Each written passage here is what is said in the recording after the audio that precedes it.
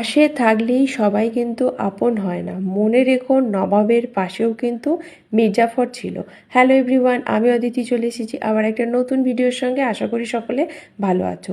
আজকের সকালটা শুরু হয়েছিল কুলত্থ কলাইয়ের জল আর কিছু ড্রাই ফ্রুটস দিয়ে দিয়ে চলে গিয়েছিলাম রান্নার দিকে। আলুটাকে সিদ্ধ করে নিয়েছিলাম, হবে মাছের ঝোল। আর এখানে ভাতটাও ফুট এসে গেছে, আর হবে উচ্ছে আলু বেগুন দিয়ে ভাজা। মাঝে মধ্যে একটু তেতো খাবার অবশ্যই দরকার আছে। মাছটাও ভেজে নিয়েছি আর এখানে তরকারিটাও একদম রেডি হয়ে গেছে। তারপরে চলে গেলাম প্রিন্সকে রেডি করে প্রিন্সের সমস্ত টিফিনপত্র গুছিয়ে দিতে।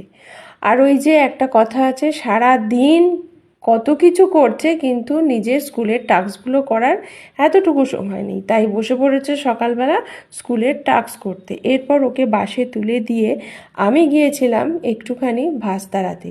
ভাস্তারায় একটা হেলমেটের দোকান হয়েছে, সেখানে গিয়েছিলাম প্রিন্সের জন্য একটা রেনকোট আনতে। প্রিন্সের জন্য এই রেনকোটটা নিয়েছি ব্রাউন কালারের। কেমন হয়েছে জানিও। টাটা।